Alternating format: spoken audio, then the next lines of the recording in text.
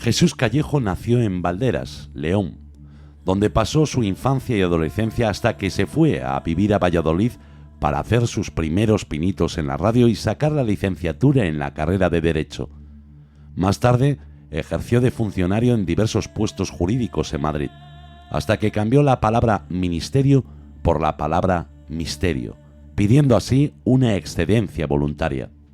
Desde ese momento se ha dedicado a la investigación, divulgación y publicación de libros relacionados con los enigmas históricos, mitológicos y antropológicos, indagando en el origen y significado simbólico de las leyendas y las tradiciones. Para tal fin, ha viajado a numerosos lugares considerados mágicos y sagrados tanto en España como en el resto del mundo. Durante 14 años formó parte del equipo del mítico programa La Rosa de los Vientos, de Juan Antonio Cebrián, en Onda Cero Radio. Es uno de los creadores del Museo de la España Mágica ubicado en Toledo, colaborador de revistas especializadas y ha participado en diversos programas de televisión como Cuarto Milenio, El Punto sobre la Historia o El Canal en la UNED. En la actualidad es el director del programa radiofónico La Escóbula de la Brújula. Cada semana se encarga de la sección del cronovisor del programa Ser Historia, dirigido por Nacho Ares en la cadena Ser.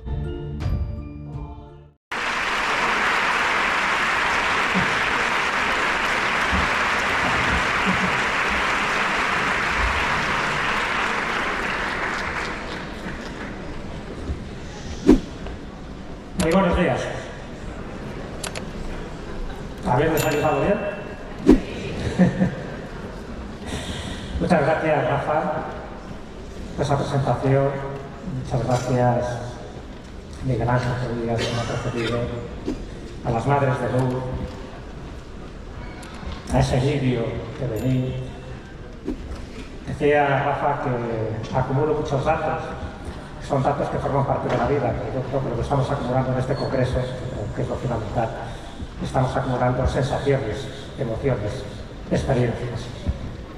Yo creo que lo interesante no es tanto lo que se cuenta, sino cómo se cuenta, cómo llega y cómo llega cada uno de vosotros a vuestro corazón.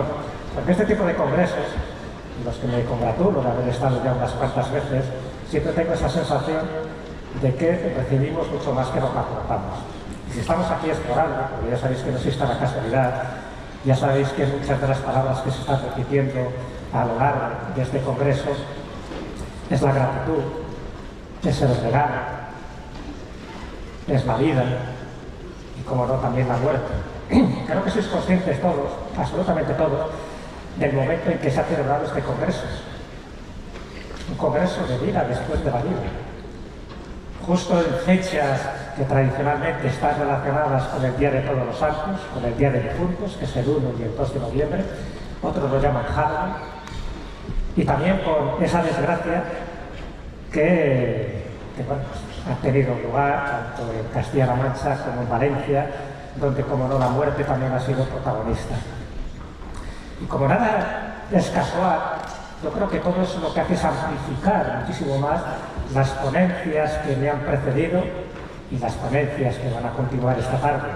Y eso hace que todavía sintamos mucho más esa sensación de estar vivos, de estar aquí, ahora. Ese carpe diem, ¿no?, que siempre nos han dicho, pero que hasta que no vemos la muerte de cerca, es como que no somos conscientes de todo ello. Y yo creo que algo que debe quedar como muy palmario desde el primer momento es que todo esto, absolutamente todo, es un auténtico regalo. Y esto me recordaba cuando hablaba ante Rafa Campillo de Benín, de todo lo que estamos haciendo. Me recordaba un cuento que tiene que ver con África y que posiblemente se pueda desarrollar en Benín, donde decía que en un colegio era el cumpleaños de la profesora. Entonces, pues, los niños y las niñas que hay allí, pues, bueno, le hacen un pequeño regalo el día de su cumpleaños. Y hay una niña que cuando llega el día de su cumpleaños le ofrece una concha anacarada. La concha anacarada que solo se daba en una determinada playa. Y la maestra, cuando recibe ese regalo, dice: ¡ay, qué bonito! Una concha anacarada. Dice: pero esto solo lo puedes encontrar en una playa que está a 10 kilómetros de distancia. Dice: muchas gracias por el regalo, pero no te tenías que haber molestado por ir tan lejos para regalarme esta concha anacarada. ¿Y sabes lo que contestó la niña? Dice: ya no sé, maestra, pero es que la caminata también forma parte del regalo. Y yo creo que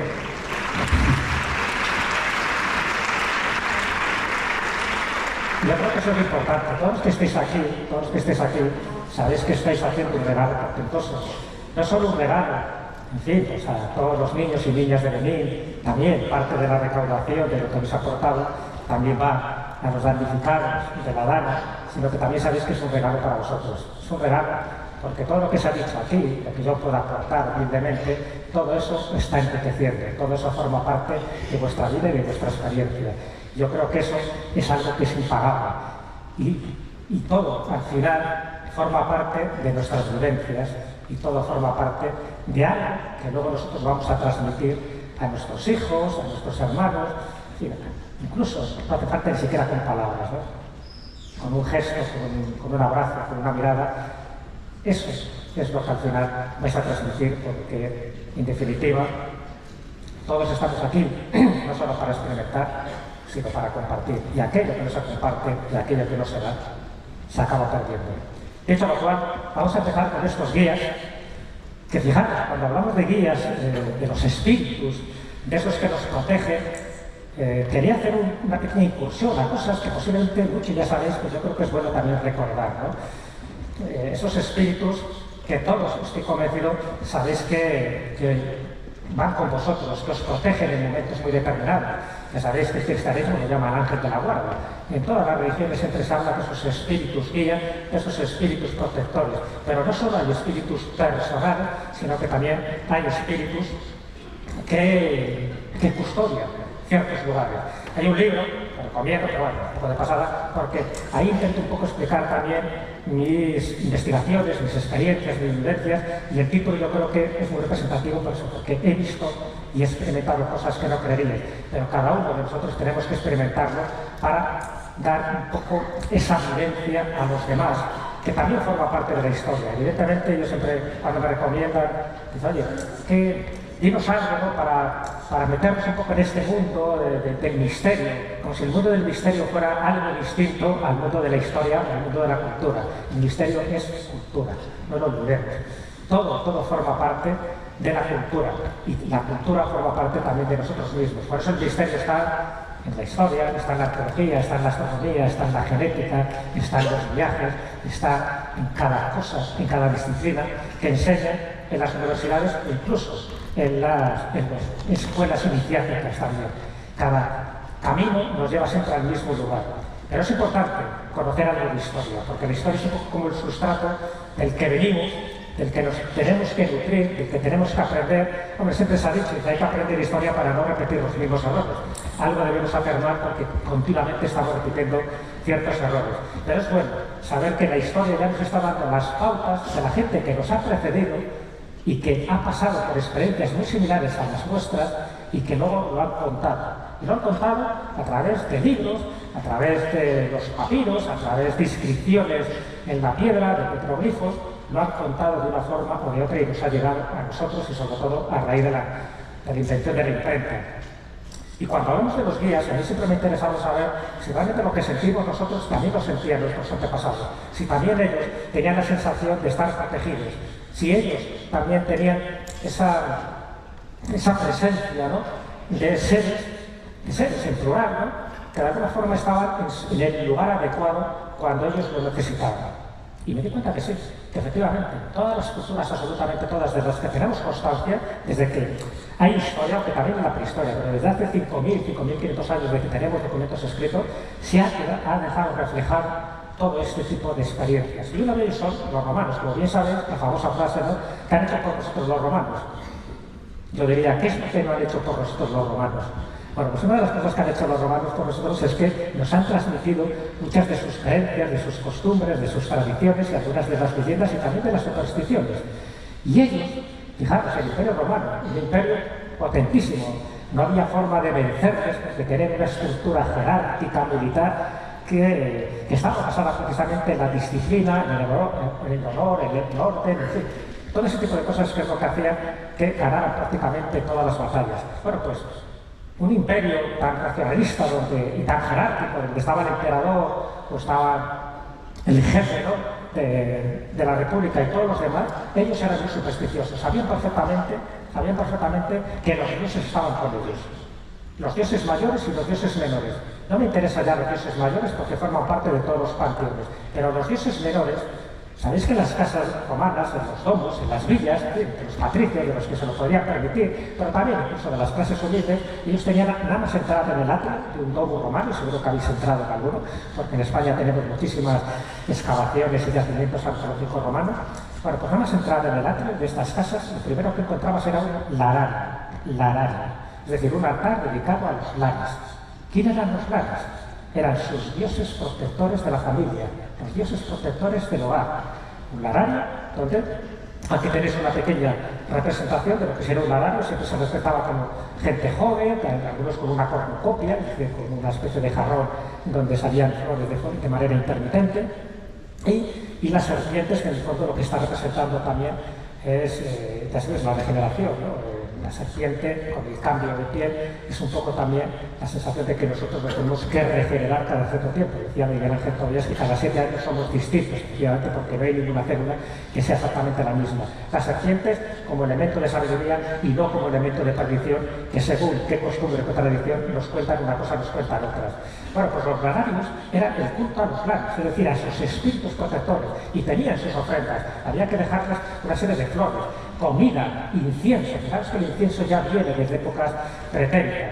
Es decir, esa alta vibración que genera ese humo, ese incienso, esa luz, porque en el fondo lo que se busca es la luz, incluso esos alimentos que ellos no ingieren el alimento como tal, los espíritus de los dioses, ingieren la esencia de ese alimento, el fosor que llamaban en algunas tradiciones.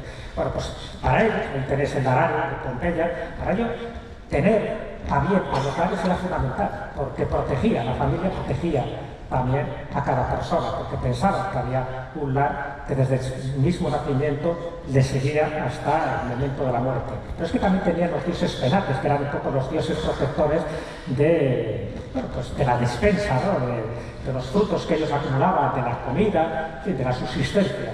Pero es que ellos también tenían a los manes, y también tenían. Los manes serían los espíritus de los antepasados, la gente que había muerto. Y luego tenían, cuando iban a los lugares, los genios Loki, el genio del lugar, el genio protector, o el numen Loki, como también lo llamaban. Porque sabían que había lugares donde estaba protegido por uno de esos genios, por uno de esos espíritus, ese genio Loki. Y por tanto había que hacerle también ofrendas, que podían ser de distintos tipos, eran acuáticos, eran las famosas ninfas, ¿no? Y otras veces se les hacían honores y tributos pues, al dios Mercurio, que era el dios del comercio, el dios de la transición, el dios que se le colocaba una especie de monumento en las encrucijadas, era el dios de las encrucijadas. Todo eso es muy importante tenerlo en cuenta porque estamos hablando de los romanos, estamos hablando de tribus bárbaras que dicen, bueno, eran tan supersticiosos que querían ir cualquier cosa. No, estamos hablando de los romanos que sabían perfectamente que había que hacer cosas o no hacerlas en determinados días, que para ellos eran fastos o nefastos. Y tal era así que incluso cuando morían en las lápidas, si habéis ido a algún museo arqueológico, como por ejemplo puede ser el de Mérida, donde hay muchísimos artefactos romanos, veréis que este tipo de lápidas aparece la D y la N arriba, ¿no? Luego aparece ya pues, el difunto y las características que tenía ese difunto, pero la D y la N lo que está diciendo es dis manus, para los dioses manos, es decir, para los antepasados. Lo mismo que hacemos en la noche, el día de Todos los Santos, el día de difuntos, cuando vamos a los cementerios y les ponemos flores. A veces, incluso como hacen en México, se come allí también, al lado de la tumba, y se van con los mariachis y se canta. Es decir, se canta en el fondo a esos dioses manos, a esos dioses de los antepasados que sabían perfectamente que les estaban protegiendo. No les dejaban de lado, no les olvidaban, porque como bien sabéis siempre hay dos muertes, ¿no? La muerte física como tal y la otra muerte que es cuando alguien deja de recordarte. Mientras alguien te recuerde, tú seguirás vivo. Estamos hablando vivo en este plano.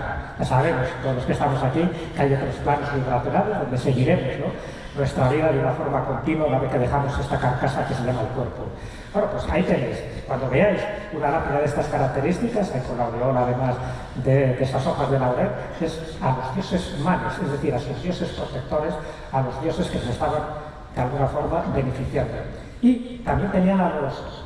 Era otro tipo de seres, ¿no?, un poco más oscuro, que eran las larvas, que llamaban, ¿no?, los larvae, que eran como esos que habían muerto mal, como esos que se habían quedado todavía en la tierra hasta que llegara un poco el momento de trascender. Esas larvae, esos lemures, son los que intentaban evitar, y también había fiestas que hacían los romanos para dejarles un poco al lado, para que no les tocaran mucho las narices, ¿vale? Y por eso hacían también las fiestas de las parentarias, que en el fondo es un poco también nuestros antecedentes del Día de Todos los Santos, no solo precede ese Samaí, ese Sanjay de los celtas, sino también las parentarias. Lo que pasa es que se hacían en febrero, no se hacían en noviembre. El Samaí, que algún día también os contaré un poco todas las características de dónde viene y por qué se hacía el culto a los muertos tal como se hacía, porque se pensaba que en días determinados, pues digo que ser conscientes de la fecha en la que estamos, en días determinados, y uno de ellos era el 1 de noviembre, el día 1 de noviembre y los subsiguientes días, ¿no?, igual que el 2 o 3, es cuando se abren esas puertas, se abren las puertas del más allá para que en el más acá tengamos esa interacción, pero sabiendo que luego los muertos para la fosa y los vivos para el bollo, ¿no?, para la vida. Eso que quedara muy claro en su momento. Bueno, pues los vikingos, la mitología nórdica también tenían a este tipo de espíritus guardianes que son las Disir, las mujeres que se presentaban en el momento crucial cuando sus héroes, cuando sus personajes más famosos estaban viendo canutas. Aparecían las Disir, un tipo de mujeres ataviadas con unas prendas, ¿no?, talares, que eran un poco las prendas donde te ponían un poco en contacto con ese otro más allá, con el Valhalla, y luego, una vez, si al final acababan muriendo, es cuando llegaban las valquirias, que son psicopompos, que son ese tipo de guías entre este mundo y el otro, se llevaba el alma del guerrero hacia el Valhalla porque se lo había merecido. Pero las Disir estaban antes para evitar ese peligro de muerte, para ayudarles, para salvarles, ¿no? Era como ese ángel protector que diciendo, tú todavía no te ha llegado tu momento, todavía tienes que continuar con tu misión. Y ese tipo de espíritus, ya digo, los he encontrado en todas las partes. Lo que pasa es que en algunos casos hasta lo representan. Lo representan no físicamente, pero sí materialmente con este tipo de estatuas. Imagino que muchos que habéis estado, los que estáis aquí, habéis ido a lugares como Camboya, como Tailandia, como Laos. Todos estos lugares, habéis visto los templos, que en general son templos budistas, aparecen flanqueados por dos. Hay algunos que dicen que son perros, no son perros, y otros dicen que son leones, porque son felinos. Lo que pasa es que son leones con unas características felinas. Bueno, pues que son los leones de Fu o los leones de Buda, que también se llaman. Macho y hembra, protegiendo el templo. ¿Por qué? Es un poco lo que ocurre también con algunas construcciones cristianas, en las catedrales, donde aparecen como unos seres con unas cachiporras, como ocurre, por ejemplo, en la Catedral de Ávila, donde son hombres salvajes que pintan aquí estos elementos profanos o paganos dentro o en el exterior de un templo cristiano. Bueno, pues cumplen la función de protección, igual que también hacen, por cierto, las gárgaras.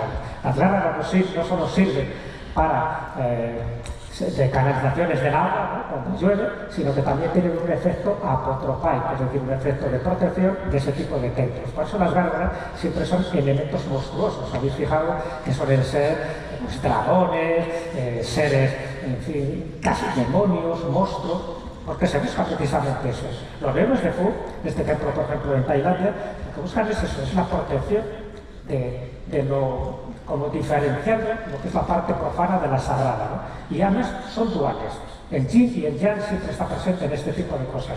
Por una parte, cuando veáis a un león de Fu que tiene una esfera, que veis ahí, cuando tiene la esfera es un león macho, es decir, está un poco como protegiendo la tierra, está protegiendo ese microcosmos, ¿no?, que representa ese templo.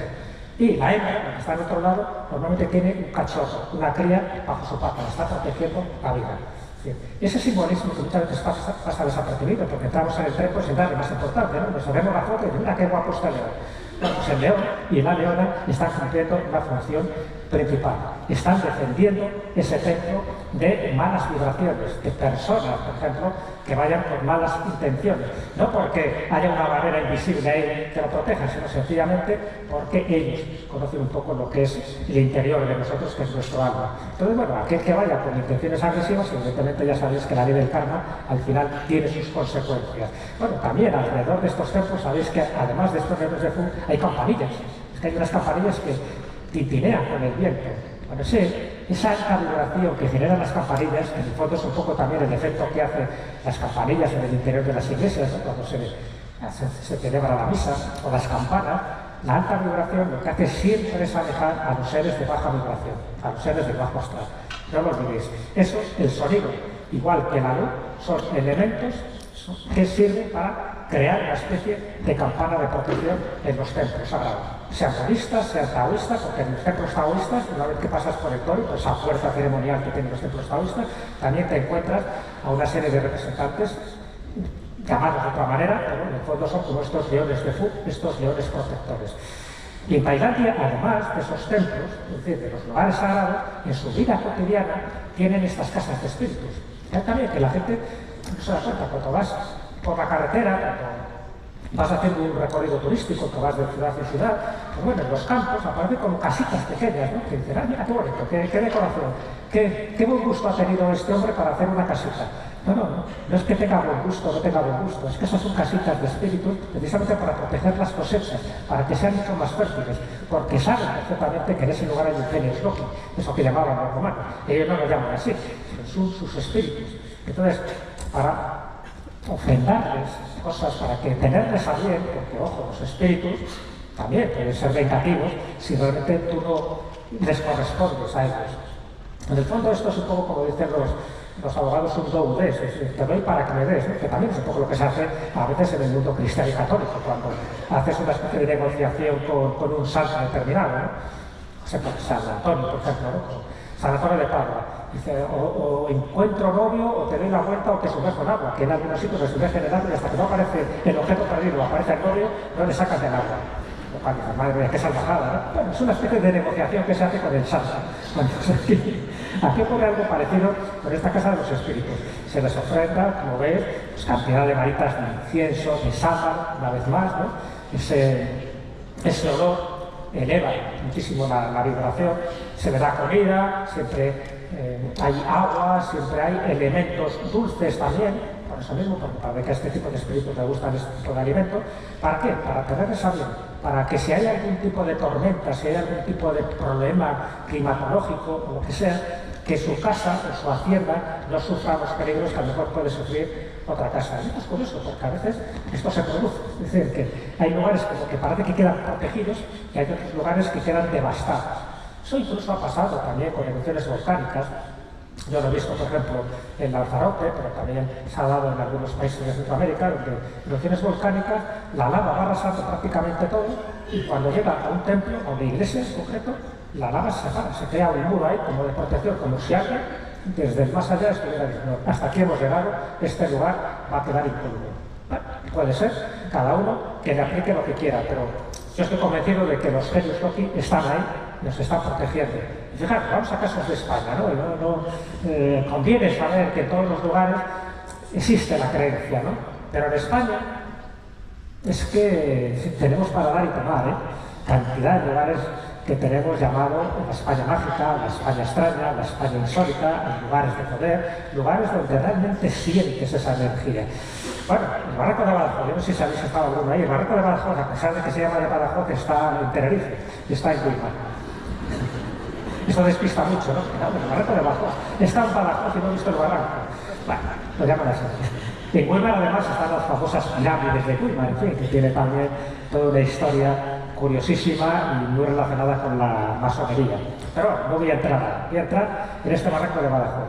Yo he estado ahí un par de veces y es un lugar donde es verdad que entras como en una especie de cápsula del tiempo, ¿no? Donde ya los sonidos, donde la luz es totalmente diferente. Bueno, pues en el Barranco de Badajoz, la gente sensitiva, la gente que sabe conectar con las energías del lugar, con esos genios loci, con esos lares, con esos penates, en fin, como lo llamemos, sabe que hay un guía protector. Hay un guía a la entrada del barranco de Badajoz al que hay que pedirle permiso. Bueno, hay que pedir permiso el que es consciente de que hay que pedir permiso. La mayoría de la gente pasa y no se entera de la misa media, pero el que es consciente sabe que hay un guía guardián ahí. Además era un lugar sagrado ya por los guanches, ahí se hacían todo tipo de rituales, hay multitud de cuevas ahí en ese barranco, donde incluso se enterraban las momias guanches, porque los guanches también hacían momias, pero momias desde un punto de vista artificial, lo que llamaban con el mirlado. Bueno, pues el barranco de Badajoz, la gente que ha ido, todo el mundo ha tenido algún tipo de experiencia. Oye, cosas extrañas que no deberían estar ahí, como ver ruidos de pájaros sin ver a ningún pájaro, luces, que algunos identifican como luces populares, otros como naves que están sobrevolando el lugar. Y los que han contactado con esos espíritus, con ese espíritu protector, yo conozco a una amiga, Rosa Poveda, que además ella va muchísimas veces allí, además va con pequeños grupos, precisamente para eso, para alimentarse de la energía que va a este lugar, y lo que hacen previamente es pedir permiso al guardián del barranco de Badajoz. Y el guardián les decía que ese lugar, desde épocas pretéritas, se llamaban Calimán, es decir, la tierra de los libres. Es decir, como que allí los que iban antiguamente era gente libre, pero libre no que tuviera ningún tipo de esclavitud, sino eso, que sabían perfectamente que todo estaba conectado, ¿no? Que todo es uno, ¿no? como lo quería Miguel Ángel Tobías, todo es uno. Y esa era la tierra seleccionada para aquellos que realmente podían entender el mensaje que allí estaba, que está concentrado. Para que personas que no son conscientes de ello. Ellos traen, por ejemplo, una fotografía de Teo Bermejo, unas fotografías que él hizo en los años 90, que aparecieron publicadas pues, en las revistas especializadas, como era Más Allá, como era Yo Cero, y estas, como veis que hay una especie como de guardián, como un ser antropomorfo ahí, que está como protegiendo, sobrevolando esa estela, ese lugar, ese barranco. Bueno, pensaba que esa podría ser el guía y que quedó representado de esta manera. Pero puede ser una paraidolia.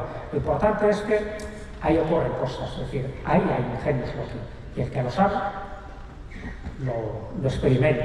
Igual que pasa en el Cañón del Río Lobos. Muchísimos de los que estéis aquí, seguro, que habéis estado en el Cañón del Río Lobos. Levantad la mano el que haya estado. Todavía queda alguno, ¿eh?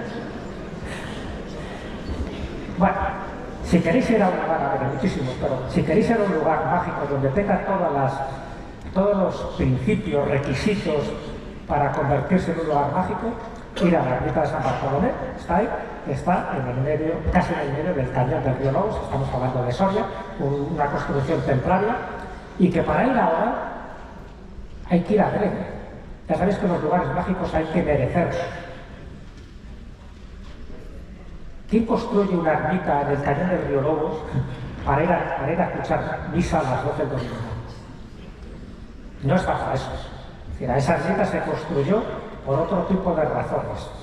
Y la gente que iba allí, que eran templarios al principio, y luego otro tipo de personajes, posiblemente iniciados, iban allí porque allí confluían perfectamente las energías telúricas con las cósmicas. Hay un río al lado, toda la ermita está cargada de símbolo, incluso en el interior hay una losa de la salud que está justo delante del altar de la Virgen de la Salud. La gente que se coloca en la losa y mira a la Virgen y pide un deseo de sanarse, dice que la gente al final acaba sanando. Estamos hablando de enfermedades psicosomáticas, muy graves, evidentemente, y hay muchos secretos todavía por desvelar. Pero pues uno de los secretos que hay por desvelar en el Cañón del Río Lobos es también que hay un genius loci, que hay un guardián del lugar. Incluso hay gente que dice que lo ha fotografiado. Cuando yo estuve hace poco con un grupo de personas, y una de ellas está aquí, pues entraron en la cueva, donde está hecha esta foto, hay una cueva, que se ve, la llaman la Cueva Grande, donde se hacían también un tipo de rituales, y hay una formación rocosa que desde un determinado ángulo da la sensación de que es un rostro. ¿Lo veis? Este es el que algunos dicen que sería el guardián del lugar, pero bueno, de esta forma materializada. Es la sensación de que ese sitio está protegido por energías invisibles, por energías muy potentes, de muy alta vibración, que aquel que sabe que el lugar, la ermita en concreto, se construyó para señalizar y sellar una especie de mensaje que posiblemente esté en el subsuelo, yo tengo mi teoría, y los carecillos que hay alrededor nos están indicando un poco qué tipo de mensaje puede ser este. Bueno, pues todo eso llega a un momento en que cuando tú sabes que los lugares mágicos no son porque lo diga un libro determinado, porque lo diga García Cierza, o lo diga Javier Sierra, o lo diga yo, sino porque realmente sientes la magia, sientes el poder de ese lugar, entonces es cuando dices, madre mía, cada señal, cada elemento que vemos allí nos está transmitiendo un tipo de mensaje directamente hacia nuestro corazón, pero también hacia nuestro ambiente.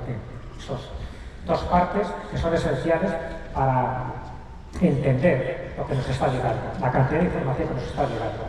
Bueno, en este lugar hay gente que llora, hay gente que trasciende, hay gente que sabe que se transmuta un tipo de energía determinada y que también transmite un mensaje. Trascender, transmutar y transmitir. Ahí se da igual que en otros lugares. Pero bueno, solo quiero mencionaros unos cuantos aquí en España. Pero ahora voy a esos espíritus guías que os decía al principio, que aparecen cuando la situación es crítica, cuando estamos ante la vida y la muerte, cuando necesitamos un apoyo, pero sin embargo no hay nadie físico a nuestro alrededor que nos lo brinde, cuando sabemos que o aportamos nuestro último granito de energía o ahí quedamos, o ahí fenecemos por lo menos nuestro cuerpo físico. Y hubo alguien, que es John Gaider, este es un historiador canadiense que creó la Real Sociedad Geográfica de Canadá, y él se dio cuenta de que había muchos testimonios de personas que por su profesión o sencillamente por hacer deportes de riesgo habían tenido experiencias cumbre. Y él habla, en el tercer hombre, en este primer libro, luego escribe El efecto ángel, en el tercer hombre habla de montañeros, de alpinistas, de submarinistas, en fin, de personas que en un momento dado vio que su vida se terminaba ahí. Pero no se terminaba ahí, porque algo aparece, una presencia, un ente inmaterial, pero algo como muy visible para ellos, de que les está animando a seguir adelante. Y cuenta una serie de casos sorprendentes, es un poco el subtítulo, ¿no? Sobrevivir a lo imposible. Cuando ya crees que no hay nada que hacer, sí que hay algo que hacer, porque te estás diciendo ese ángel de la guarda, en este caso, ese espíritu del lugar, de cuidado, todavía tienes que continuar tu misión. Y en el otro libro, en el efecto ángel, ya no busca casos de montañeros, de alpinistas, de gente, en fin, que se ha arriesgado la vida, un poco porque también ha buscado esa parte también de adrenalina, de desafiarse a sí mismo, sino esos casos que pasan también en la casa, en el hogar, esos accidentes domésticos, que también han tenido una sensación de que ahí se terminaba su vida, pero sin embargo, en el último momento ha aparecido ese espíritu que le ha dicho, adelante. Y hay varios casos, un poco, en los que se manifiesta todo esto que os acabo de comentar. Y serían esas tres, ¿no? Por una parte, presencias que te ofrecen compañía, vamos allá, no te sientes solo, presencias que adoptan un papel muy activo, casi imperativo se podría decir, y presencias que son como multiplicables de uno mismo. Te ves reflejado a ti, es como si tu otro yo te está diciendo, chavalote o chavalota, esto no se termina aquí, hay que seguir. Y bueno, y ejemplos es el más clásico es de Ernest Shackleton, este explorador que se fue con el Endurance, con este barco, hasta la Antártida, y al final, pues bueno, hay unas condiciones climatológicas tremendas, el barco al final encalla y no puede ir ni para adelante ni para atrás. Estamos hablando de las islas de Georgia del Sur. ¿Y qué hace? Bueno, pues está claro, si se quedan ahí esperando ayuda hasta que termine el invierno, son varios meses y van a morir, porque ya no tienen libre.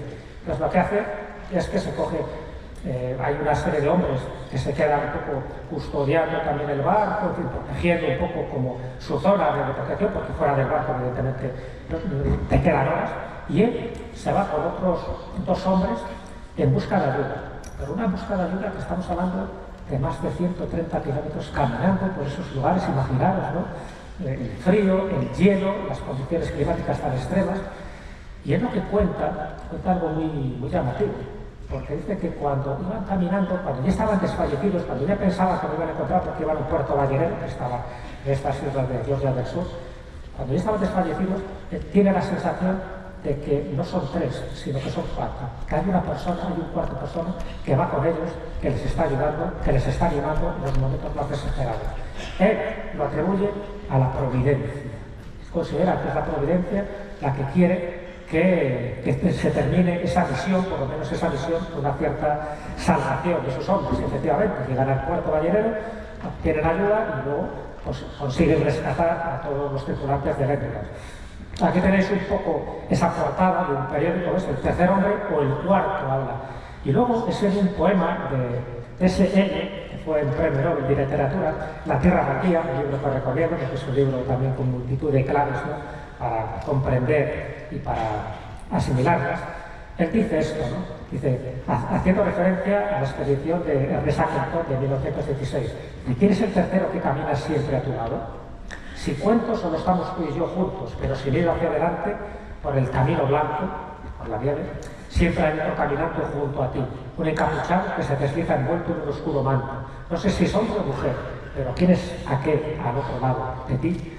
Bueno, pues eso que cuenta él es lo que luego dio lugar al efecto tercer hombre, que no era un tercer hombre en el caso de Shackleton, que lo del tercer hombre está cogido un poco por esto, por este poema, pero hace referencia a esa otra persona que está contigo cuando todo está perdido. Y claro, no es el único caso. Fijaros, Reinhold Messner. Reinhold Messner es uno de esos alpinistas ya mítico. Él subió los 14 8000 que hay sin oxígeno. Estamos hablando de los años 70, los años 80. Y él, en Nanga Parbat, en Pakistán, tuvo una experiencia también cumbre. Él había perdido a su hermano antes de hacer la cumbre, de esos 8000 metros de altura. Y él, cuando también está desesperado, cuando cree que todo va a terminar en 1970, en esta ascensión, él se queda paralizado, ¿no? Ya sabéis que ahí se produce la hipoxia, el soroche, el mal de altura, donde incluso se producen visiones, alucinaciones, que mucha gente, o sea, los científicos, los que van un poco así como para intentar explicar todo, que eso es claro, como le falta el oxígeno, pues empiezan a ver cosas raras. Claro. Una cosa es que veas cosas raras y otras cosas que veas aquello que realmente te impulsa y te ayuda para salir de ese trance. Y él ve una serie de alpinistas, que además se identifican como británicos por la vestimenta que llevan, y esos alpinistas británicos que ve cómo transcurren muy cerca de él, es lo que le da el impulso de seguir, porque él considera que esa visión no es fantasmagórica, sino que es real. Luego, efectivamente, no había ninguna cuerda de alpinistas británicos, pero fue lo suficiente para que se levantara y para que siguiera la senda y el camino que al final iba a llevar a la salvación y que no se despeñara, porque ya sabéis que en este tipo de cumbres hay que conocer perfectamente el camino, porque si no acabas muriendo. Y lo cuenta Reinhold Messner, que por supuesto que su vida siempre estuvo al límite, pero no era nada fantasioso, ¿no? Incluso intenta explicar al Yeti como un oso, ¿no?, que se produce en esas zonas o que habita, ¿no?, en algunas zonas del Tíbet y del Himalaya. Pero no fue el único, porque si nos vamos a los Andes, sabéis esa cordillera de más de 7.000 kilómetros, ¿no?, que está en el occidente de Sudamérica, ahí también hay cosas muy curiosas. Y de las cosas más curiosas que hay es que ya los que han vivido en esas zonas, a las montañas les llaman apus, y los apus para ellos son los espíritus protectores de cada montaña. ¿Sabéis que todas las montañas consideradas sagradas tienen su apu, tienen su dios protector? Las montañas sagradas, incluso los volcanes también. Pero para tú subir, eso lo saben muy bien los montañeros, para tú subir a una montaña que está considerada sagrada, tienes que hacer un ritual, tienes que pedir permiso al apu o a los apus de ese lugar, para que no te pase nada, tanto en la subida como en el descenso. Bueno, pues en la cordillera de los Andes, esos apus que han sido muy representativos, ¿no?, incluso que hay personas como Ricardo González, que ya sabéis que es un contactado que dice que conecta con los apus, y los apus es el nombre que se daba ya a estas entidades en esa forma, ¿no?, y que seguro hay unas criaturas extraterrestres que contactan con él y que también se hacen llamar. No se hacen llamar apus, sino que proceden de un lugar llamado apu. Todo tiene que ver con lo mismo, ¿no?, es decir, con este tipo de energías, de entidades, de espíritus a los que se les pone un determinado nombre. Bueno, pues ese poder, esos genios loquis de los Andes, es lo que ha hecho que algunas personas, como George Simpson, por ejemplo, escribiera este libro, Tocando el Vacío, fruto de una experiencia que tuvo en el Ciudad Grande, en Perú, donde en 1985 se dio cuenta de que efectivamente estaba acompañado por alguien. Tal era así que cuenta en este libro que tenía siempre la sensación de que alguien le seguía, de que tenía como un compañero de viaje. Él estaba haciendo la extensión solo. Y tal era así que cuando él se paró para almorzar, daba también parte de su almuerzo a su compañero invisible, porque sabía que ese compañero invisible es el que le estaba ayudando, le estaba animando en los momentos en el que estaba flaqueando sus fuerzas. Curioso, ¿no? Que lo cuenta porque sería ese efecto tercer hombre que acabamos de comentar. En el caso de Miguel Ángel Torías no lo podía dejar de lado, porque él también tuvo esta experiencia que en este caso, la charla que nos ha dado, no la ha contado, porque tiene tantas y tantas vivencias, en fin, es una fuente inagotable de información y sobre todo de cómo lo cuenta, cómo lo vive y cómo lo transmite. Bueno, pues en el Nevado Chachana, en este sur de Perú, ahí tuvo también una experiencia tremenda, que lo cuenta en este Renacer en los Andes.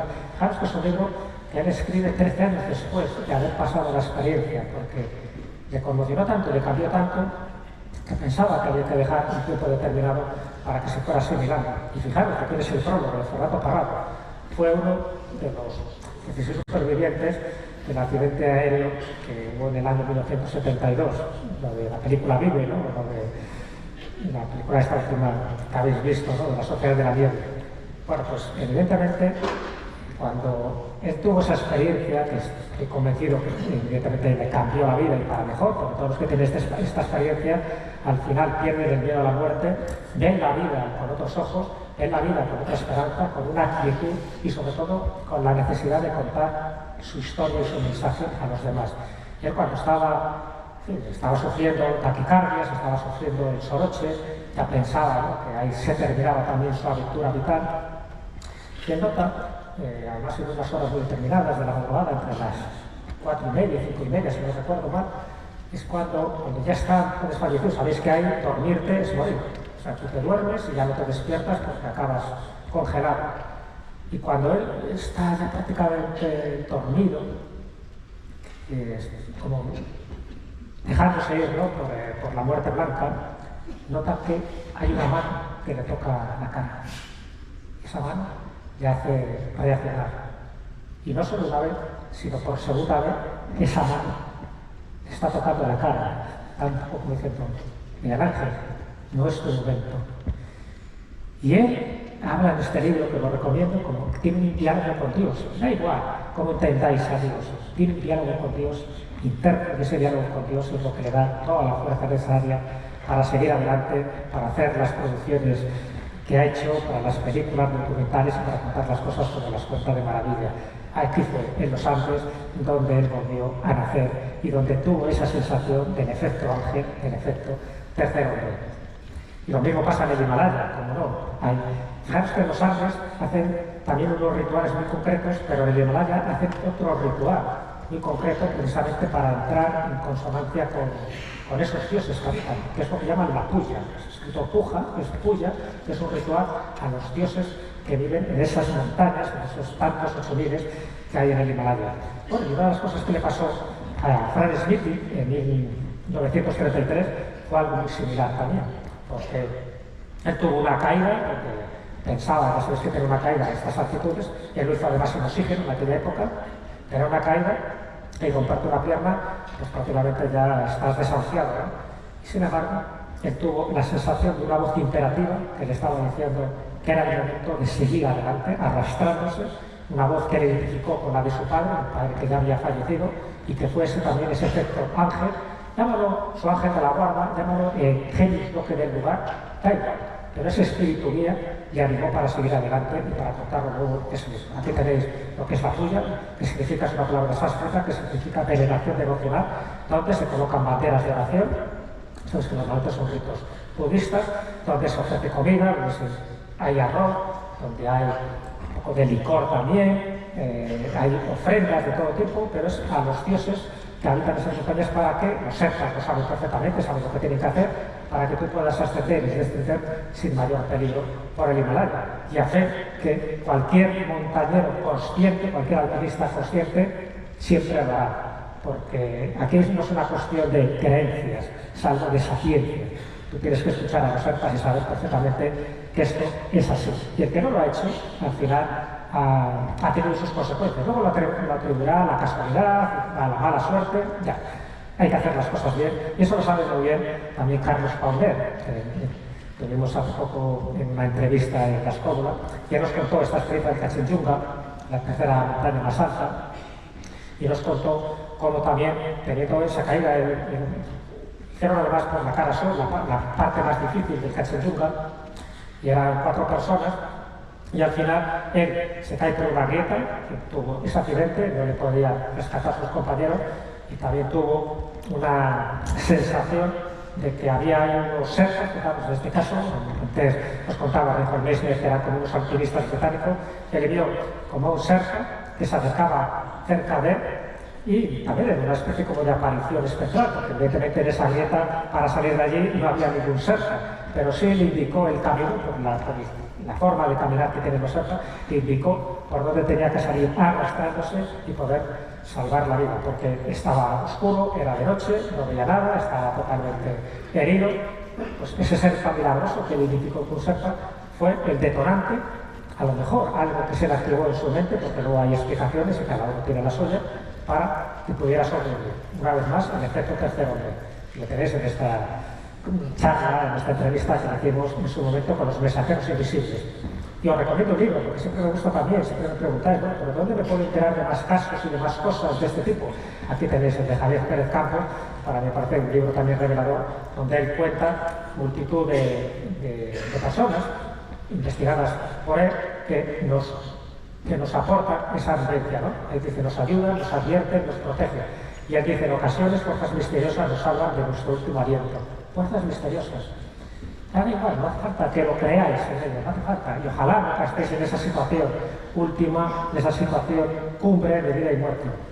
Pero los que lo han vivido saben que es verdad, saben que deben contar ese testimonio y saben que les han transformado. Como le pasó, por ejemplo, en otro orden de cosas a Jerry Guineñe.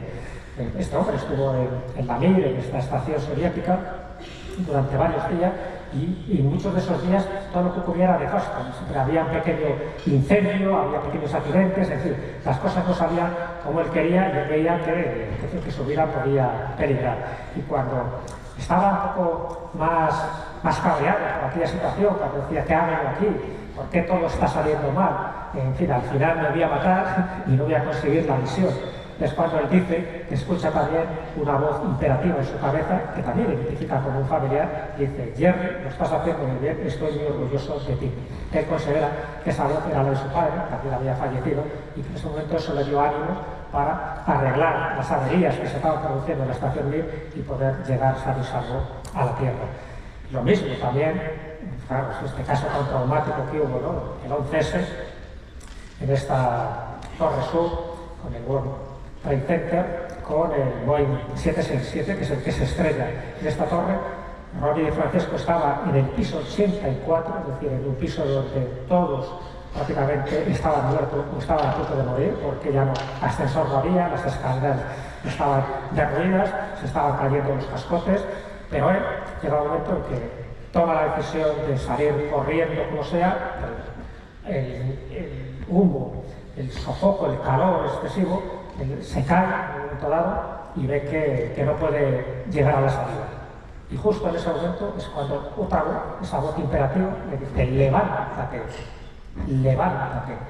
Esa voz dice que la sintió como una orden, como alguien que le estaba diciendo, aquí no te puedes quedar. Entonces cogió también fuerzas de flaqueza y pisando cadáveres, pisando piedras, pisando de todo en la oscuridad, porque prácticamente lo veía, tapándose la nariz con todo lo que él podía, ¿no? de tela y de ropa, al final llega a salir y le cuenta este testimonio, entre otros, a Javier Pérez Campos.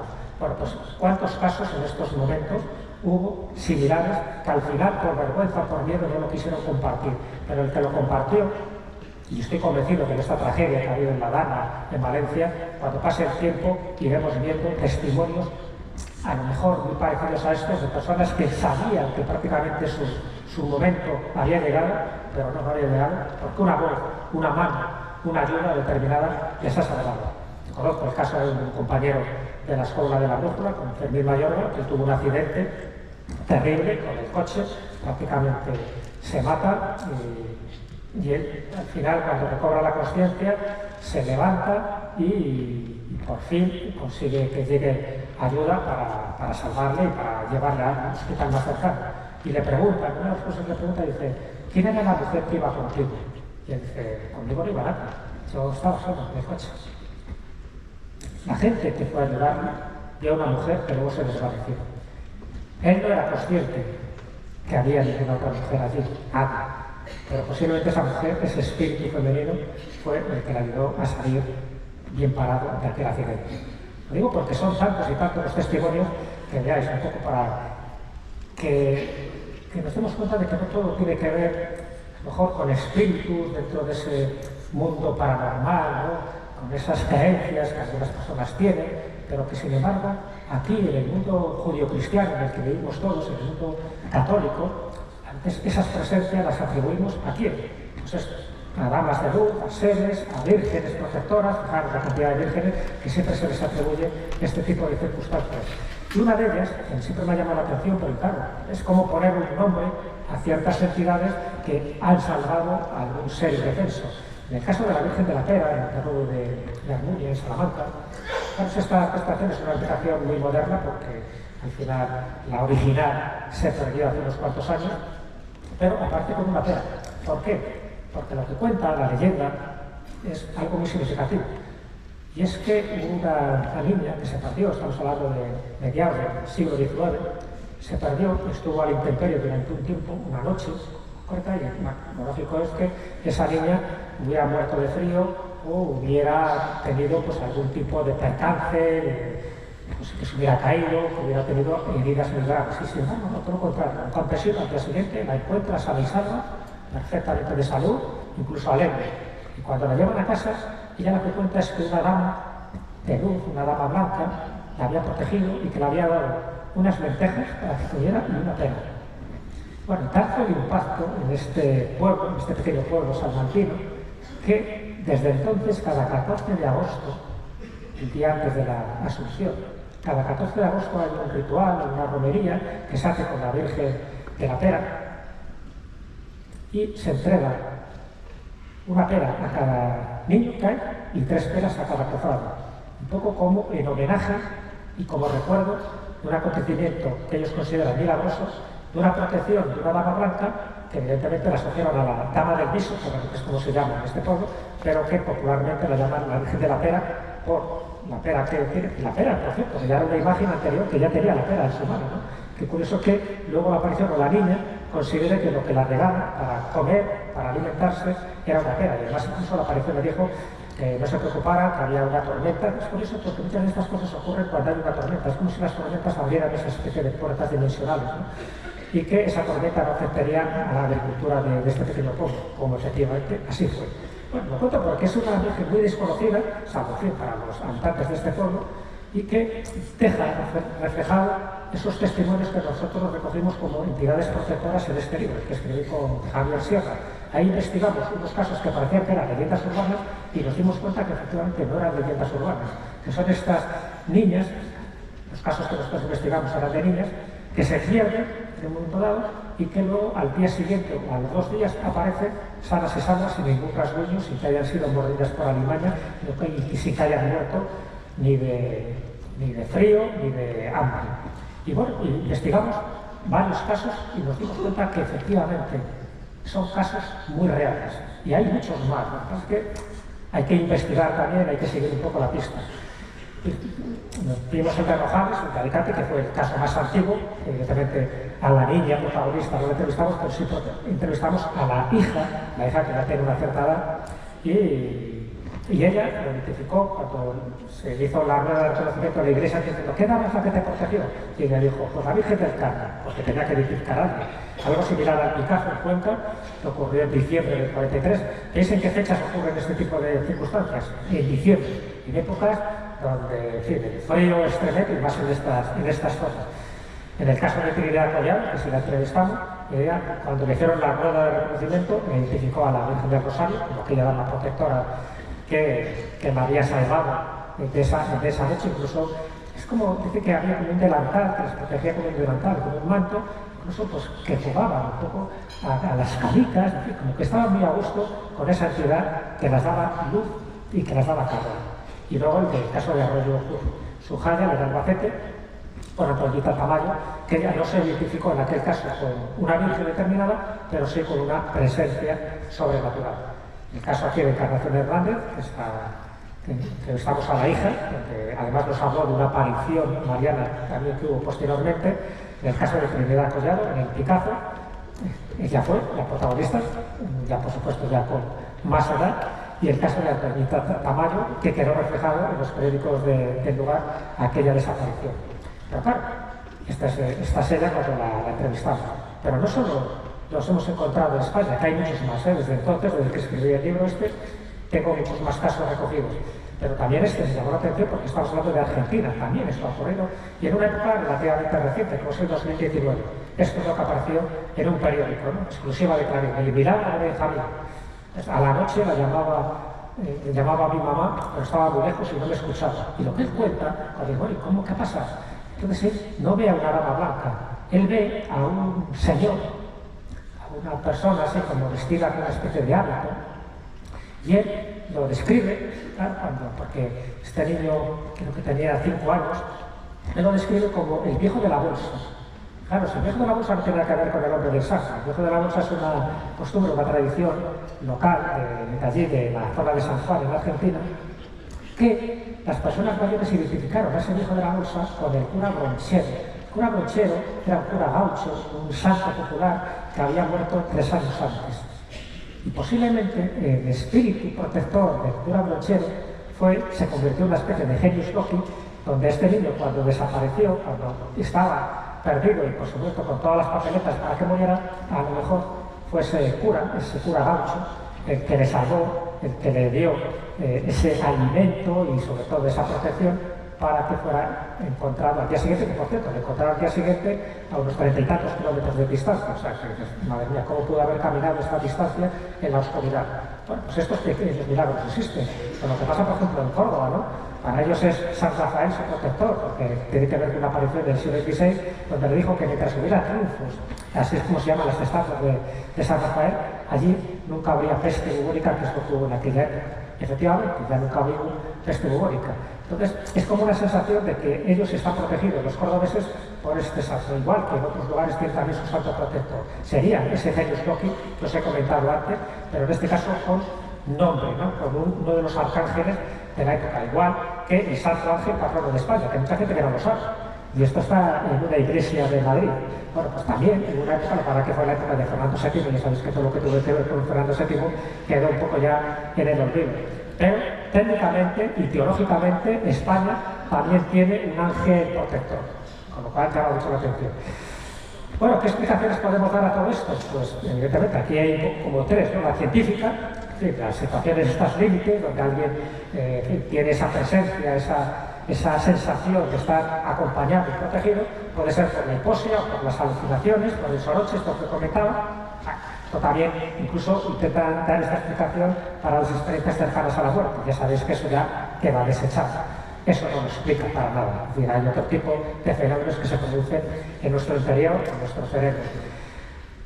Otros puede ser la daimónica, es decir, el genius loci, es decir, hay una entidad que está en ese lugar, que si estás justo en ese momento, es la que te va a proteger, la que te va a defender, si al final eres un poco inocente de todo lo que está pasando, es decir, que tú no lo has provocado. Y luego está la mística, que serían los ángeles o los guías espirituales, que es la explicación también que da pues, para los creyentes en una religión determinada. Luego estos nombres pueden variar, pero son de los que te protegen. Serían estos guías personales que tenemos, estos daimones, estos dioses manos, estos dioses penates, pero a la vez también son nuestros ángeles de la guarda. Fijaros, he querido traer esta noticia, que salió hace un par de días. Fijaros esto, en Milagro, en una residencia valenciana, que es la residencia de Sedaví, que la habréis oído posiblemente, cantidad de cosas que van a ocurrir más y que nos iremos enterando. Pero esto también para mí, de carne y hueso, esto sí que me parece también guías protectores.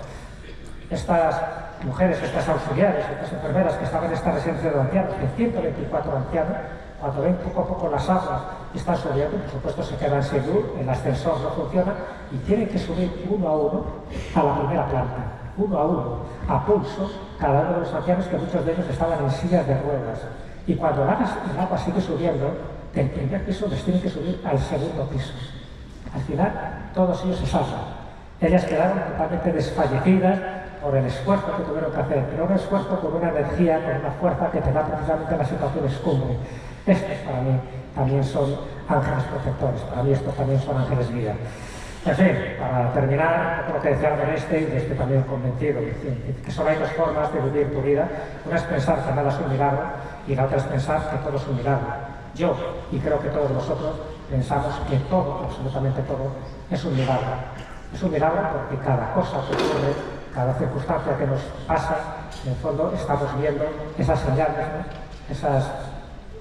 Esos elementos que conforman un poco nuestra forma de sentir, de pensar y de experimentar, porque siempre se ha dicho que si hemos nacido en este planeta Tierra, no en otro, sino en este planeta Tierra, en este sistema solar, es porque tenemos que aprender, tenemos que experimentar, tenemos que compartir, que eso es fundamental. Y para compartir, antes nos tenemos que llenar. Se ha dicho antes por otros ponentes, no podemos dar nada que no tengamos antes nosotros. Hay que primero llenarnos de experiencias, de vivencias, de sentimientos, porque luego podremos ayudar a otras personas también, que a lo mejor han pasado por situaciones similares a las nuestras y nosotros les hemos ayudado. Y al final, esos espíritus guías de los que os he hablado, no son espíritus intangibles, no son espíritus del más allá, no son nuestros ancestros, nuestra abuela o nuestro padre que ha muerto y que nos está protegiendo, ¿no? Muchas veces estos espíritus guías somos nosotros, aquí, en este plano, aquí y ahora, que estamos ayudando a otras personas precisamente a superar situaciones límite, a situaciones difíciles. Pero para eso es bueno que existan estos congresos, es bueno que todos al final estemos mirando siempre en esa misma dirección, una dirección que nos hace sentirnos más vivos. Acordaros, estamos aquí porque estamos vivos, porque queremos compartir y experimentar. Y esa sensación de que no somos los primeros, ¿no?, que hemos pasado por esas situaciones, siempre pensamos que lo que nos pasa a nosotros no les pasa a los demás. Claro que les pasa a los demás. Y claro que muchos tienen esas pruebas que tienen que ir superando. Pero para superarlas, antes tienes que llenarte. ¿Y cómo te llenas? Con eso, con experiencias, con conocimientos. Evidentemente, claro, con los conocimientos es bueno saber historias, saber lo que ha pasado a los griegos, a los romanos, a los etruscos, porque eso también nos sirve un poco para aprender de lo que hay que hacer o lo que no hay que hacer. Pero en definitiva, al final, todos y cada uno de nosotros somos auténticos guías. Guías de nosotros mismos. Habéis oído hablar la famosa frase, ¿no?, de que cuando el discípulo está preparado, el maestro aparece. Lo habréis oído, ¿no? El maestro no es alguien, un gurú que viene del Himalaya o que está en una rama. No. Cuando el discípulo está preparado, aparece nuestro maestro, nosotros. Es decir, es cuando despertamos. Acordaros de las famosas metáforas del autoconocimiento. Pues eso, que al final, una de las metáforas es que todo esto es una obra de teatro, que nosotros somos actores, pero hay otra metáfora que es la de que todos estamos dormidos y cuando por fin vamos despertando, nos damos cuenta que efectivamente estamos en una matriz, ¿no?, por utilizar ese término tan común ahora de la película. Es decir, despertar es darnos cuenta, es ser conscientes. Y cuando somos conscientes de que esta vida es un auténtico regalo, como la concha nacarada del cuento que os contaba al principio, es cuando empezamos a vivirla plenamente. Y es cuando empezamos a convertirnos en guías de otras personas que a lo mejor necesitan nuestro consejo, nuestra ayuda, nuestra mirada o nuestro abrazo. Porque no lo olvidéis, todos, absolutamente todos los que estamos aquí, solo somos seres de luz. Porque si no, no estaremos aquí haciendo otro tipo de cosas, no nos interesaría para nada de esto. Pero hay veces que esta luz queda apagada sencillamente por nuestros miedos, por nuestros traumas, por nuestras obsesiones. Si vamos quitando poco a poco esos velos que nos apartan de nuestro auténtico objetivo y nuestra auténtica misión, entonces es cuando esa luz la podemos ir expandiendo a todos los demás. Y poquito a poquito, grano a grano, me parece que todo, como que nuestras acciones pasan desapercibidas, como que no son importantes. ¿Recordáis lo que decía Teresa de Calcuta, ¿no?, cuando decía que si todo lo que hace usted, esto es como una gota de agua del océano, sí, está ayudando a unos leprosos, a gente, pero hay tantos millones de personas aquí en la India que parece que esto no sirve para nada. Y decía Teresa de Calcuta, dice, sí, ya sé que esto es una gota de agua en el océano, que parece que pasa desapercibida, pero sin esta gota de agua, el océano no sería el mismo. Muchísimas gracias por estar aquí.